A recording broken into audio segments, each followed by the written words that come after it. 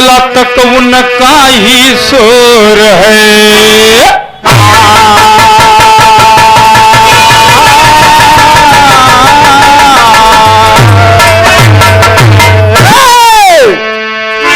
ब्रह्मा जी के दरबार लगा है। इतने में देव श्री महाराज नारद जी बाबा ब्रह्मा जी के दरबार में पहुंचे। बाबा कहे महाराज, अरे महाराज प्रणाम। कहे कहिए नारद। कहे महाराज, मैं आपसे कुछ कहना चाहता हूं। अब वही आवत रहे तो देखे तो कुछ लोग रो रहे थे। कहीं ये बात? कहे हाँ बाबा। इतने में शिव जी पधारे, बाबूजी नारायण पधारे। आज ब्रह्मा जी के दरबार में बाबा तीनों देवता और तीनों देवियां इकट्ठा हो गए बाबूजी। और नारद जी पहुंच गए। बाबा कहे महाराज, अरे कि हम भजन सुनाई। ब्रह्मा जी सोचे करे नारद जी इतना सुबह सुबह के समय आ रहे हैं और कह रहे हैं कि हमें कि भजन सुनाई। कहीं ठीक बा, सुनावा ना। बिरहा सम्राट स्वर्गीय गुरु जी अपने जमाने में गाँव है बैरगिया मकाना मास्टर कहीं अरे उड़ी गईले सुगना, अरे उड़ी गईले सुगना, अरे पिजरावा के छोड़ के उड़ी गईले सुगना।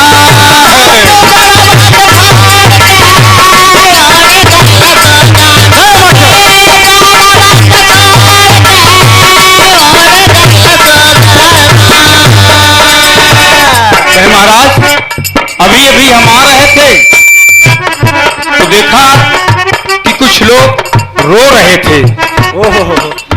नारद जी तीनों देवता तीनों देवियों के सामने क्या कहते हैं? कहिए महाराज, तीनों जन से पूछत बाती प्रभु जी एक सवाल।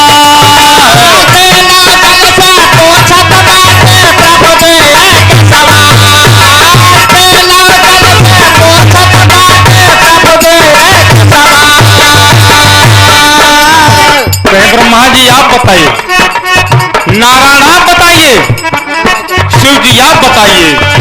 तीनों जन से पूछत बाकी प्रभु जी एक सवाल।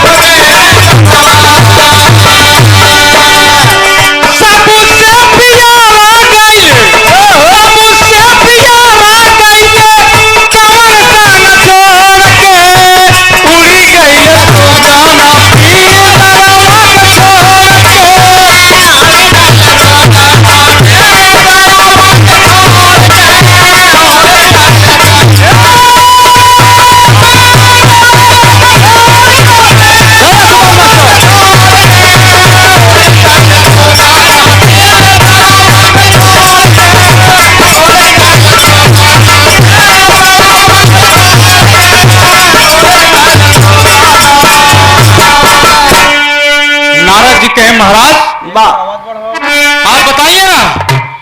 ब्रह्मा जी सोचे अरे सवाल बोला टेढ़ा फंस गया।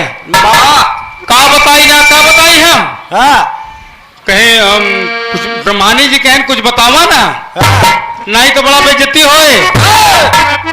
ब्रह्मा जी कहें हम जाने सबसे प्यारा यही सब खेती बाड़ी होता है। नारद जी कहे ना ना ना ना ना, अरे बात हमारे मने ना बाप। भगवान शंकर जी से पार्वती मैया कहेंगे तू हाँ कुछ बताऊ बे, कैसे भांग का गोला छान के मस्त रहा। शंकर जी कहें सवाल बड़ा टेढ़ा फंस गया। का बताई का ना बताई हम। कहें कुछ बतावा नहीं, बड़ा बेइज्जती होए।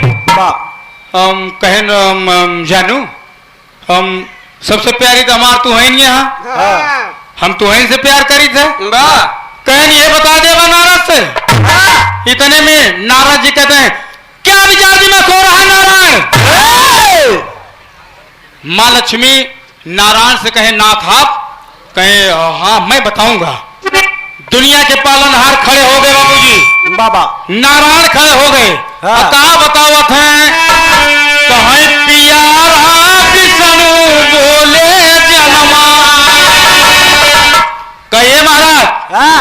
सबसे प्यारा अपन यह ज्ञान होत है बाबा। इतने में मारे क्रोध में शंकर जी खड़े हो गए, ब्रह्मा जी खड़े हो गए बाबा। कहा थे, अरे पियारा विष्णु बोले जनमा, अरे ब्रह्मा पूत बताओ शिव जी बोले धनमा, पियारा विष्णु बोले जनमा।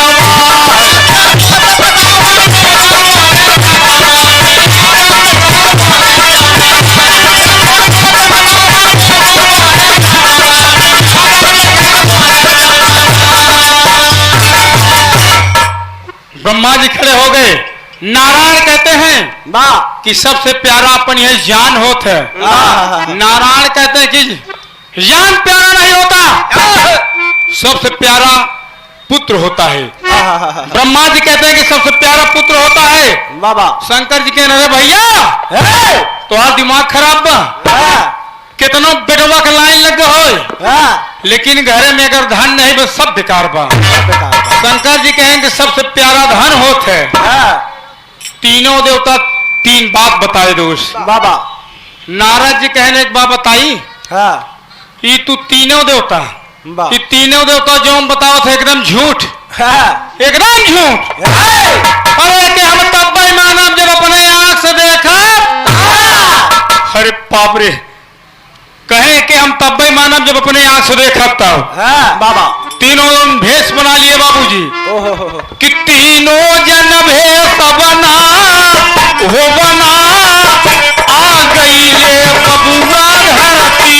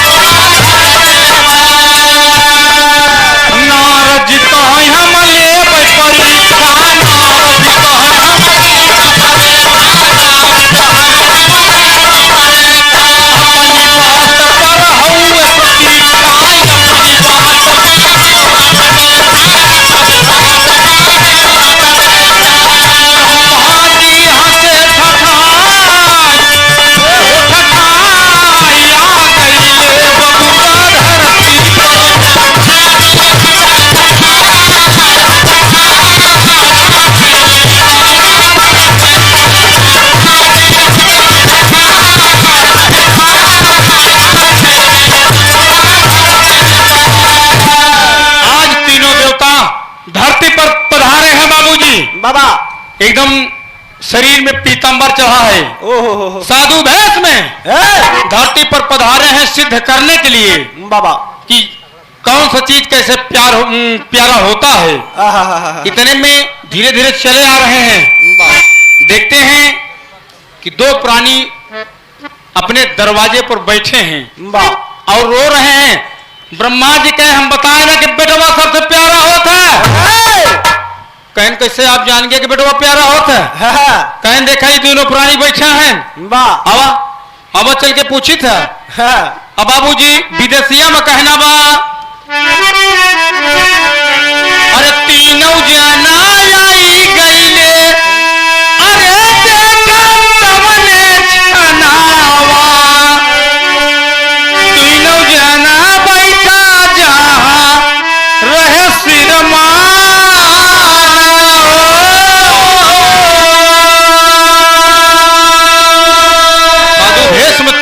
पहुंचते हैं तो कहें बाबा कि 22 साला बीती गई रे, अरे भाई रे मोर पिया गोदिया से भाई रे नहीं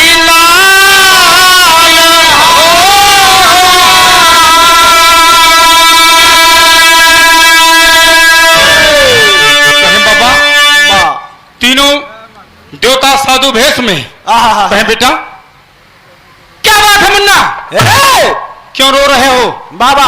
कहें बाबा हमार दोनों जन के शादी बाबा बाबा लगभग 22 साल हो गए बाबा। ओहो लेकिन आज तक हमारे महल में जरे वाला कोनो एक चिराग नहीं हुआ बाबा। एक बेटवा नहीं है बाबा। कहीं ये बात कहीं हाँ ब्रह्मा जी कहे हम बताए ना कि बेटवा प्यारा होता तो कहें बेटा बेटवा कहें जाए कि अपना समय गिनब शुरू कर दे। आज के 9वें महीना तोरे संतान की उत्पत्ति हुए।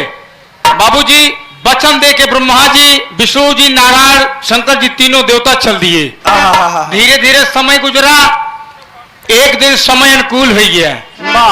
एक दिन समय अनुकूल हो गया और दोनों जन का सत्संग मामला फिट। जब ओके आभास हो गया तो अपने महाराज से कहे सैया लगा था कि बाबा का बात सही हो गया। तुम्हारे खुशी में दुल्हनिया झूम गए। स्वर्गीय गुरु जी गाँव में कहे मोरी झूलनी पर मरी गए। अरे मोरी झूलनी पर मरी गए। लाखों जमान मोरी झूलनी पर मरी गए।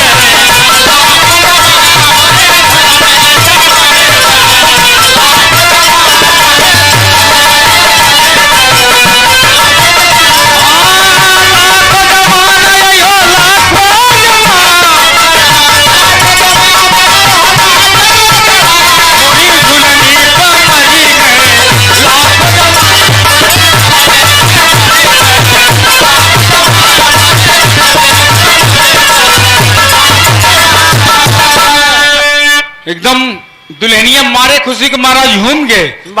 अपने सैया से कहे महाराज लागत है कि बाबा का बात सही हो गया। बाबा का बात सही हो गया। और धीरे धीरे समय गुजरने लगा बाबूजी। तो स्वर्गीय हमारे दादाजी स्वर्गीय रामधार दादा अपने जवानी में गाँव आए।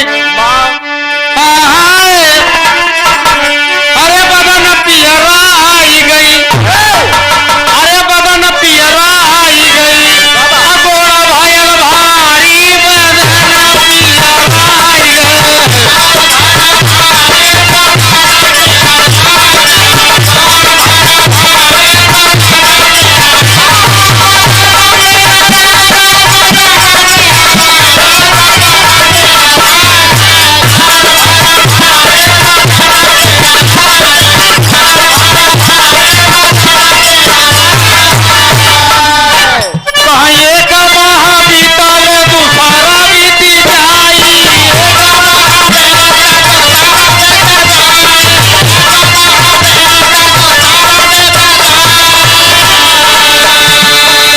धीरे धीरे 1 माह बीता बाबूजी। 2 माह 3 माह 4 माह धीरे धीरे बीता चला गया बाबूजी। कहे अरे 7 महीना मामा अगर भाषा ताई 8 महीना रहा नहीं जाई।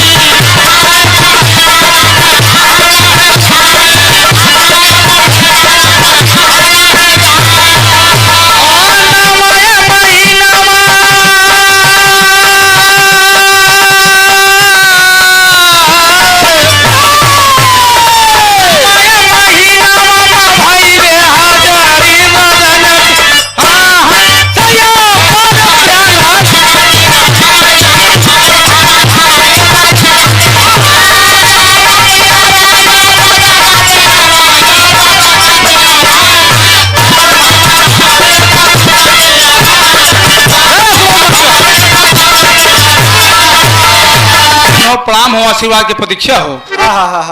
धीरे धीरे समय गुजरा बाबूजी। आज महाराज के संतान की उत्पत्ति हो गई। एक संतान की उत्पत्ति हो गई। मारे खुशी में बेटवा के खुशी में महाराज तमाम दान लुटाना शुरू कर दिए। बाहर भंडारे का कार्यक्रम शुरू कर दिए। अरे बाप रे लोग कहते हैं कि फलाने के दरवाजे पर पूरी के न्योता बा।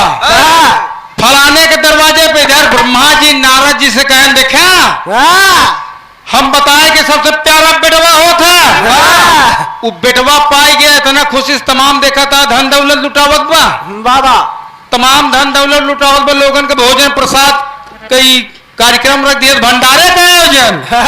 अरे बाप रे कहीं ये बात कहे हाँ धीरे धीरे महाराज बेटवा के खुशी में कहन मंत्री जी को आदेश दे दिए, तमाम बिरादरी भाइयों को आदेश करो हमारे दरवाजे पर पहुंचे और हम बेटवा के खुशी में सब लोगों को भोजन कराएंगे।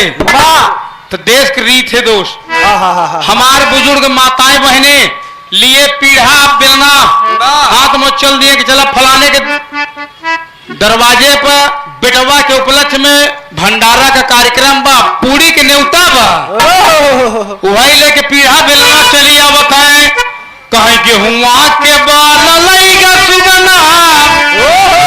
हमारे विरासत जगत के सुंदर गायक कलाकार हमारे गुरुजी श्री अनिल कुमार गुरुजी गाते हैं कि गेहुआ के बाल लईगा सुगना, बलम बिना पूरी के तरस। यही भाव के बिरहा जगत के वीर रस सम्राट स्वर्गीय हमारे नावरासी स्वर्गीय चाचा रामदेव जी अपने जवानी में गाँव आए, कहीं अपने बलमुआ के चोरी गोरी मांगे घूना। गुल्लू चाचा गाँव में कि ठाड़े रहो मुरली वाले गगरिया घरे धैले दादा राम कैलाश जी जब कुर्ता का टोका पकड़ ले सुने वाले बड़का भैया कहना बा ऐसे पेराता ऐसे पेराता पेराता जैसे खूंटा में भैंस पेराता।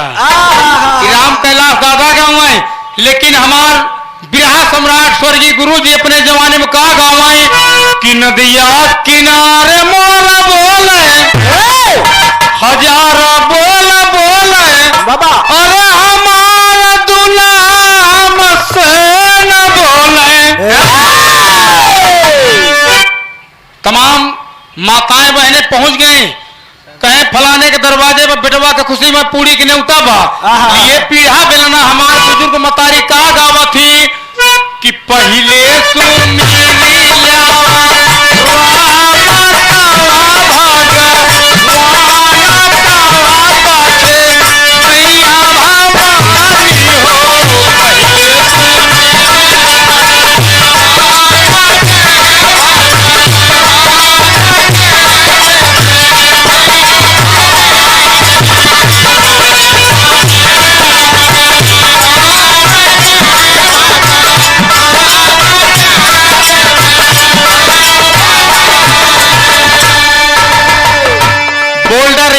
तरफ से 21 रुपए का पुरस्कार है, भैया के बहुत बहुत नमन हो, प्रणाम हो, आशीर्वाद की प्रतीक्षा हो।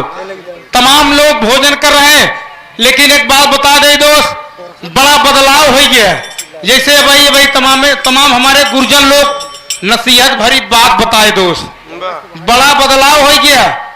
ये हमार कुल गुरु स्वर्गीय गुरु हैदर अली जी अपने समय में बताते थे दोस्त, जो लोग सुने होंगे जरूर ध्यान में होगा। किताबे और अब में बड़ा अंतराल हो गया है। पहले जब पिक्चर बने तो ओकर लेखक ओकर डायरेक्टर ओके कभी इतना बढ़िया खोज के नाम रखें, जैसे संपूर्ण रामायण, कुरुक्षेत्र, हरिदर्शन, ऐसे ऐसे पिक्चर का नाम रखा जाता रहा दोस्त। तो ऐसे ऐसे गाना रहा है, गुजरा हुआ जमाना आता नहीं, राही मनवा दुख की चिंता क्यों सताती है, दुख तो अपना साथी है बाबा। ये ऐसे ऐसे पिक्चर का नाम रहा, तो ऐसे ऐसे ओकर गाना रहा। अब जब पिक्चर बनी तो ओकर नाम रखा जाए लफंगे, लफंगे, गद्दार, मैं चोर हूँ, कहता हूँ डकैत, कहता हूँ कैदी। अब आप सब अंदाजा लावा कि जेकरे नाम में दम न रही ओकरे कामे में कितना बड़ा दम रही बाबा। राजा और रंग तक ले लिया कि पहले के पिक्चर में माई बेटवा का गाना हो, भाई बहन का गाना हो, बाप बिटिया का गाना हो, लेकिन अब दो पौराणिक छोड़ के तीसरवा का गाना जल्दी हेरे नहीं मिलत बा। राजा और रंग तक ले लिया। बेटवा माई से कहा था तू कितनी अच्छी है, तू कितनी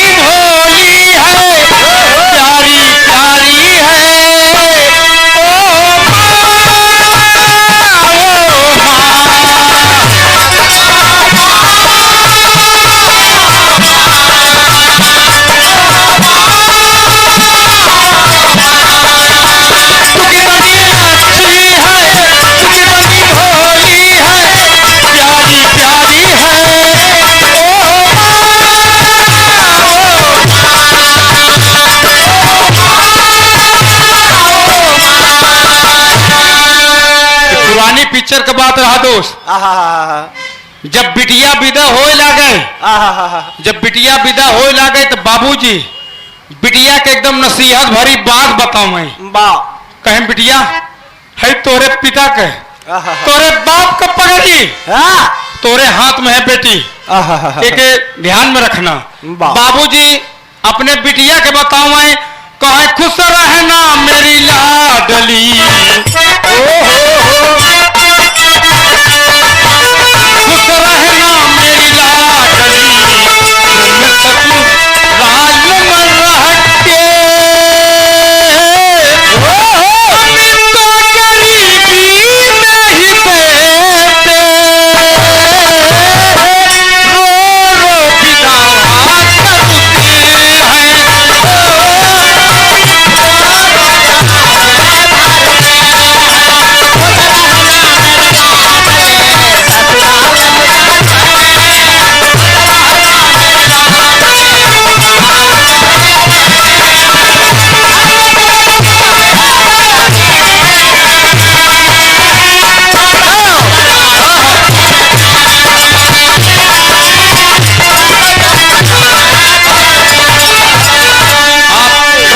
सम्मानित श्री जीतलाल यादव थरवाई प्रयागराज से 51 रुपए के पुरस्कार है भैया के बबू नमन हो प्रणाम हो। लेकिन अब जो पिक्चर बनत वही चीज हमारे कुल गुरु बिहार सम्राट स्वर्गीय गुरु जी के चैलेंज रहा दोस्त कि हैदर अली के बिहार चाहे बिटिया पतो बहन चाहे जकरे साथे सुनबे कतो शर्मिंदगी के बात न मिले, शर्मिंदा हो के बात न मिले दोस्त। लेकिन अब जो पिक्चर आ गए बा याद करो बगिया में दीपचंद भैया, दीपचंद थरमई प्रयागराज से 51 रुपए का पुरस्कार है। बाबू नमन हो प्रणाम हो आशीर्वाद की प्रतीक्षा हो। अब जवन जवन गाना नहीं करता है कि हमार दावा बा आप घरे में बहू बेटियों के साथ बैठ के नहीं सुन सकते। करे पहले गाना नहीं कर रहा याद करा वो बगिया में न जनी का ससुर हो बगिया में भर रहा एकरे पहले खियाव निकल रहा तोहार लहंगा उठाई दे रिमोट से बताओ ऐसे ऐसे रिमोट चल गया है। अगर ऐसे ऐसे गाना रहे थी समाज कौने हो रही जाए दोस्त। टीवी लगा के बैठ जाए एक जन वहां से आने एक जन वहां दोनों मिले जब सट गए तो कहें हाय हो तो दोस्त ऐसे ऐसे तमाम में खिए करे पहले बड़ा जोर मारे बा ले पुदीना पुदीना बतावा नजनी कौन तो क्या कर गया। तो दोस्त महाराज के दरवाजे पे तमाम लोग भोजन कर रहे हैं। ब्रह्मा जी कहें कि देखा हम बताए ना कि बेटवा प्यारा होता लेकिन धीरे धीरे समय गुजर गया बाबूजी वो इंसान बेटवा के खुशी में तमाम धन दौलत लुटा दिया एकदम सारा धन लुटा दिया गरीबी आई गई। जब गरीबी आई गई तो दोनों प्राणी फिर बैठ के रोवे लगे बाबूजी। कहा थी कि कैसे पढ़ाई होई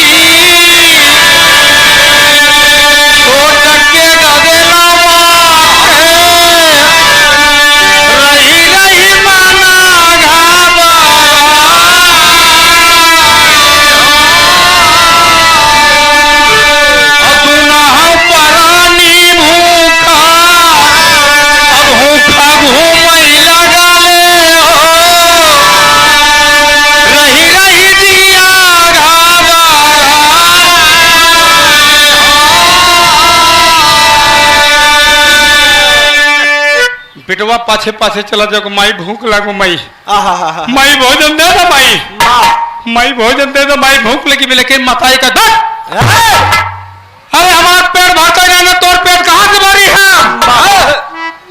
नारद जी ब्रह्मा जी से कहनी है बेटवा प्यारा होता यह बेटवा प्यारा होता एक बेटवा का मतारी कुछ दे बदे राजी नहीं बा कहा कि हमारा पेट भरता ना तोर पेट कहाँ से भरी है। शंकर जी कहें रुक के हम बताए ना कि धन प्यारा होता आज शंकर भगवान माया फैला दिए बाबूजी माया फैला दिए। वो इंसान देखते ही देखते इतना बड़ा धनाट हो गया इतना बड़ा धनाट हो गया कि शायद पहले से कई गुना धनाट हो गया एकदम तमाम धन के भंडार भर गया। तो बेटवा को शरण में ले लिया शंकर जी बताने हम कहे ना कि बेटवा प्यारा होता। देखा धन पाई के बेटवा का बुलाएगी है। कहीं ठीक बा। नारायण का पारी आ गई बाबूजी। नारायण का पारी आ गई। नारद जी कहें कि प्रभु आप सिद्ध करबा कि कैसे जान प्यारा होता। कहें हाँ हाँ नारद मैं अवश्य दिखाऊंगा। आज तीनों देवता पुनः धरती के लिए फिर प्रस्थान करते हैं बाबूजी। एकदम साधु भेष में वही तर्जुआ बा बिहार सम्राट स्वर्गीय गुरु जी अपने जवानी में गावत रहे।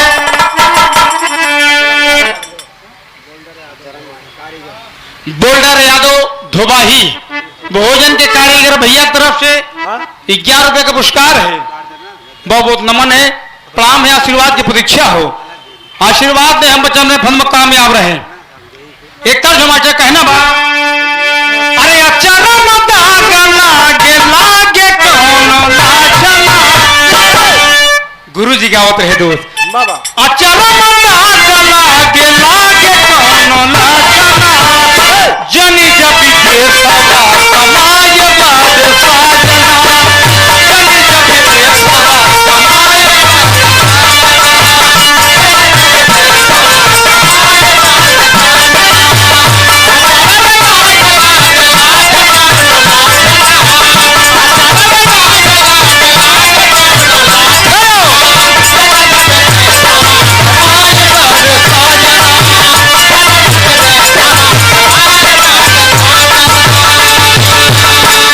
भाव में कहना है बाबूजी कि आज भगवान ये देखो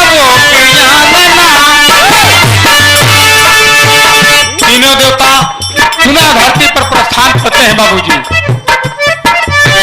आज भगवान ये देखो धीरे से बोलाइए हरिया पर धीरे से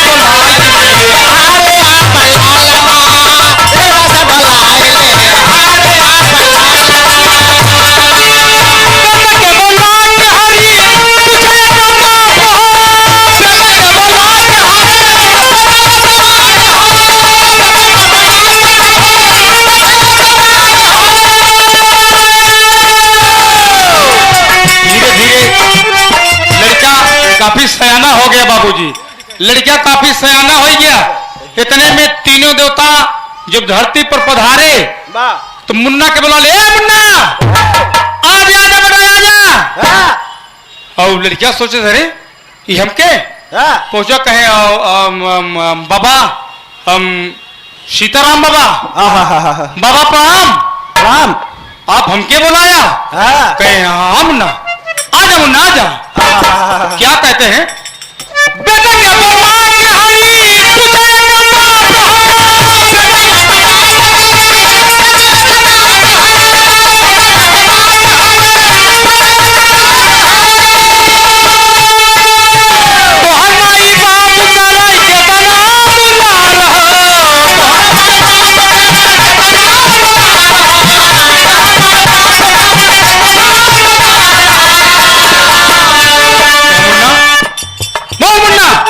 तुम्हारी माता कितना तुमको मानते हैं बाबा, तुम्हारे पिताजी तुमको कितना मानते हैं। कहे बाबा हमारा अम्मा जब तक मैं भोजन नहीं कर लेता बाबा, मैं जब तक भोजन नहीं कर लेता बाबा, हमारा अम्मा भोजन नहीं करती बाबा।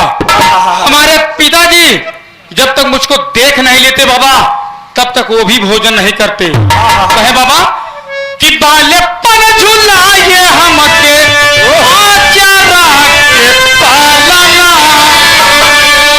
धीरे से बोलाई लिए हरियापन ललना। बोल्डर कारीगर धोबाही से भोजन के बढ़िया कारीगर हैं। आप 21 रुपए का पुरस्कार है, वो नमन हो, प्राम हो, आशीर्वाद की प्रतीक्षा हो। कहीं आज मुन्ना कहें बाबा कि हम प्यार करब भरता।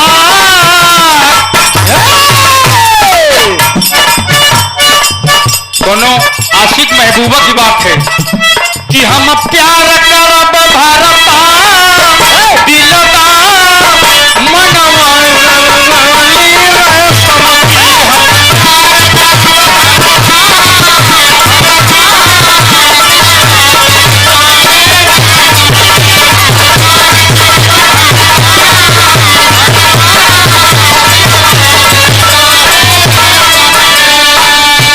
शंकर जी कहने बेटवा हीरे मोती ले लो, तमाम धन दौलत ले लो। कहे ना ना ना बाबा, ये हमके कुछ नहीं चाहिए बाबा। अरे हमारे घरे सब एकदम तमाम भरा बा बाबा, आपकी कृपा से सब कुछ एकदम भरा है बाबा। शंकर जी कहने देखा हम बताए कि धन प्यारा होता है, एका कितना हीरा मोती दे भाई बेटवा ना ले। अरे बाप रे, तो नारायण का पारी आ गई बाबूजी, नारायण का पारी आ गई। बेटवा के बुला के उसके कान में कुछ बोले, कहें बेटा आ जमुना। बेटवा के कान में बोले, कहें बेटा यहाँ से दाएं, दाएं से बाएं होते हुए तुम अपने घर चल जमुना, अपने घर चल जा। अब बेटवा वहां से निकला, 2-4-10 कदम आगे बढ़ा, एक खाई मिली, खाई को डाका, एक नाली मिली, नाली को डाका, और बेटवा गिरा वहीं पे, बेटवा खत्म हो गया बाबूजी। नारायण प्राण ले लिए, बेटवा खत्म हो गया। इतने में सब लोग रोने, मोर भैया हो, अरे मोर बेटवा हो। बाबूजी कहते हैं कि हम संपूर्ण धन खर्च कर दे, सारी कमाई लुटा दे, लेकिन बेटवा जिंदा हो के चाहिए। नारायण बेटवा का प्राण ले लिए बाबूजी। तमाम धीरे धीरे गांव देश के जुट गए। आज महाराज पहुंच गए, लोग कहते हैं अरे क्या हुआ? कहे भैया हमारे मुन्ना आज दुनिया में नहीं है भैया, हमारे बेटवा आज दुनिया में नहीं है। रो रो के कहते हैं, क्या कहते हैं कि चौथे पाना पाए हम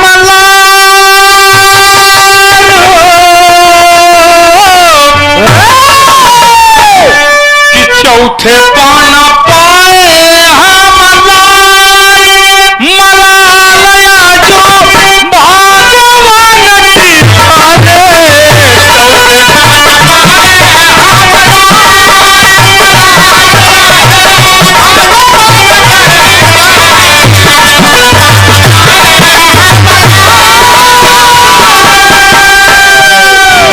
भोजन के कारीगर बोल्डर यादव धोबाही की धरती से भैया की तरफ से 11 रुपए का पुरस्कार है। बाबू नमन हो, प्रणाम हो, आशीर्वाद की प्रतीक्षा हो।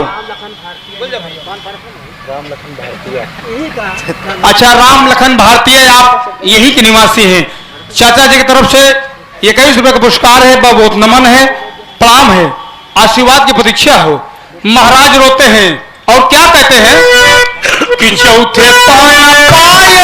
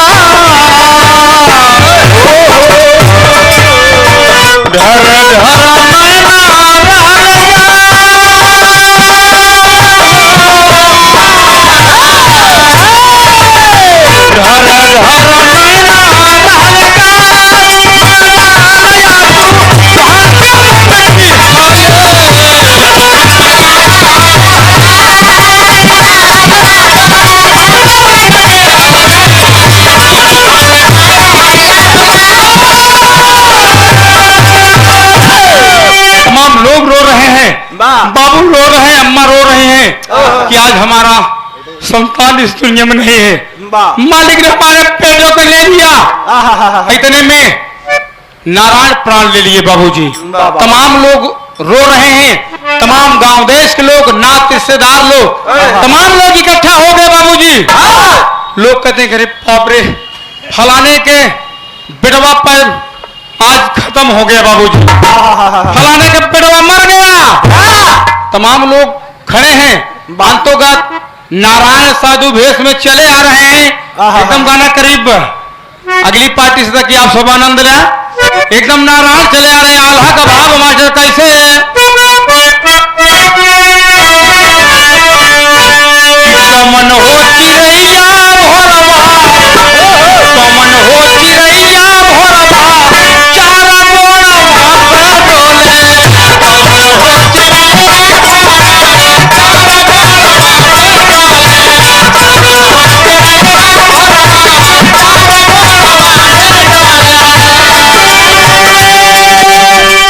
ये के तनी के बदल के ले ला स्वर्गीय हमारे कुल गुरु जी गाँव आई अरे कमाना चिड़ैया भोरे चार बोरा बासा डोले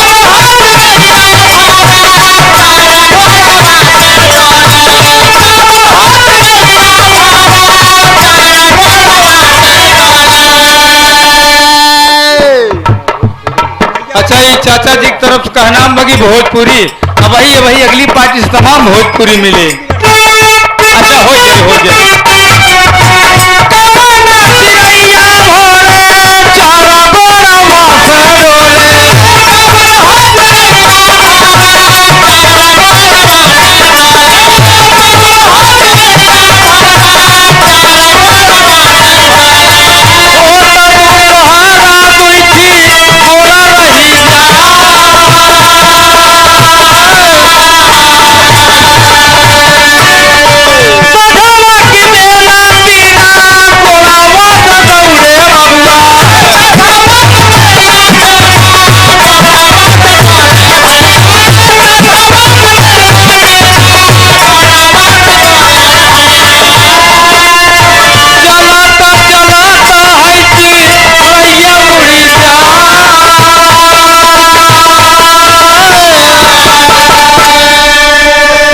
चिड़ई बाबूजी बचपन चिड़िया जो हम आप बचपना रहा था अगर अम्मा बाबू भेली ढनगाए दे तो बेटवा चारों घोड़े परे परे दौड़ के उठावत है ये आज दोपहर भाबा ये हम आपका जवानी दोपहर भाव एकदम खड़ा है लेकिन जब दूसरी मीटिंग हो देखी डंडा का सहारा लेके पड़ी तो 3 गोड़ हो जाई चलते चलत जैसे सांझ हो चिड़िया उड़ जाए लेकिन ये भाव कहना बा देखा छनवाए भैया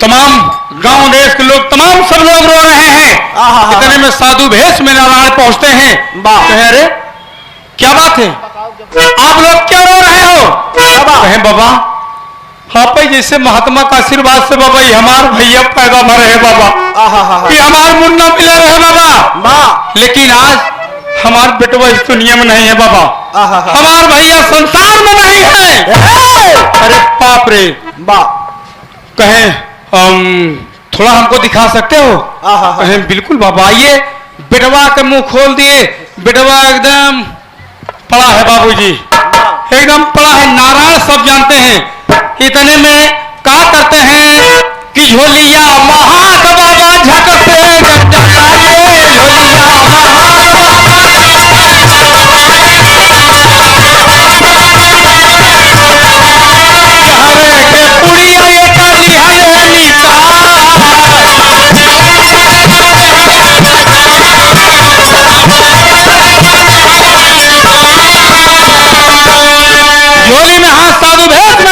एक पुड़िया निकाले कहें देख रहे हो उसमें क्या है कहें ना ना बाबा कहें जहर है जहर ई जहर जे पी ले मर जाई बेटवा जिंदा हो जाई अरे बाप रे कहें जहर जब पी ले मर जाए बेटवा जिंदा हो जाई जहरा का हाल सुन के देख मोरे बबुआ जहरा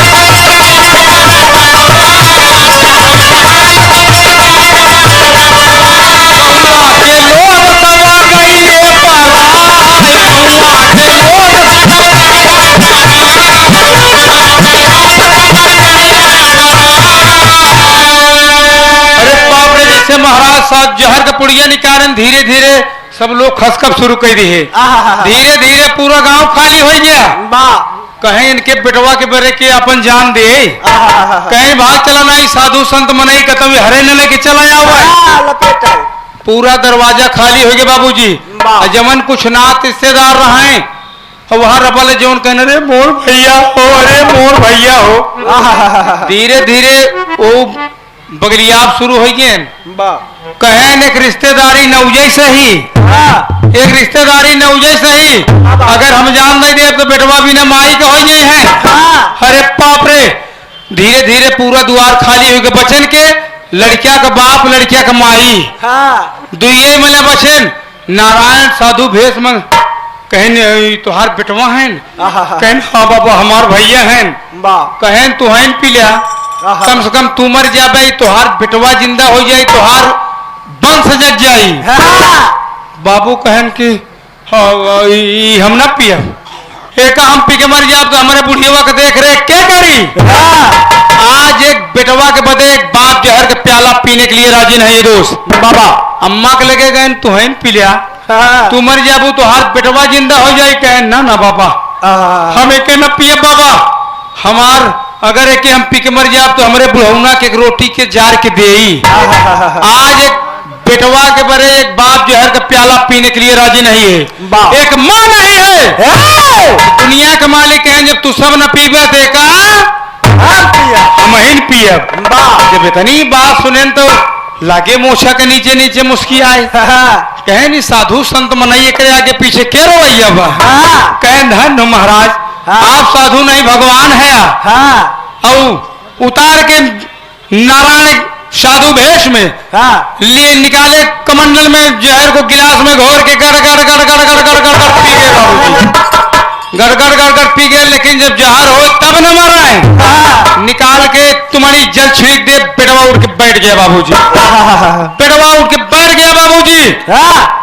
इतने में तीनों देवता नारायण ब्रह्मा विष्णु जी और शंकर जी खड़े हैं, नारद जी खड़े हैं। नारद जी के सामने वो लड़किया को मालिक ने दिव्य ज्ञान दे दिया बाबूजी, नारायण दिव्य ज्ञान दे दिए। कहे आप मेरे पिता, आप मेरे पिता और नारद जी कहन ऐसे तीन तीन मिला के बाप बनोगे तो दुनिया तो कलंकी कही। नारायण कहन कि बस नारद की बात कभी मिथ्या नहीं होगी, अवश्य बेटा तुम कलंकी बनोगी। बाबा कहे कैसे, आखिर भाव में कहना बा मास्टर।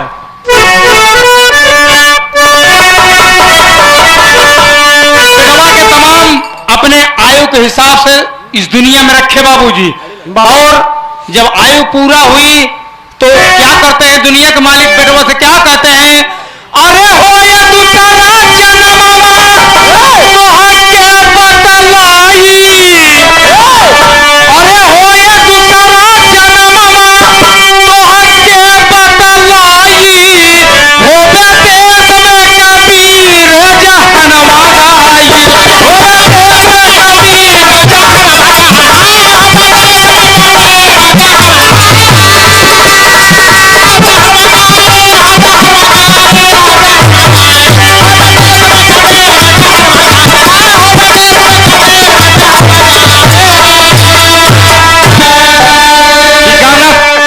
होता है बाबूजी कि ये स्वार्थी संसार है, कोई किसी का नहीं होता दोस्त।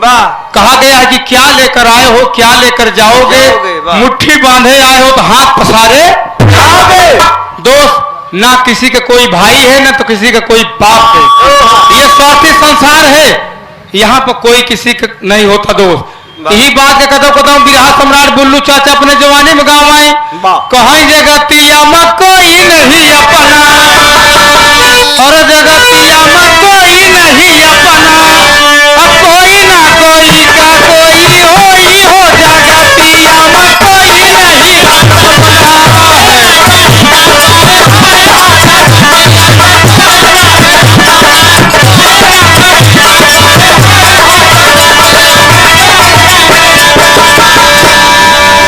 कामयाब रहे।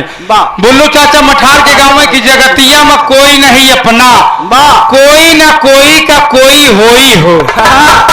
एक बात और कहाँ है, कहीं बना लेकर अरे जगतिया में कोई नहीं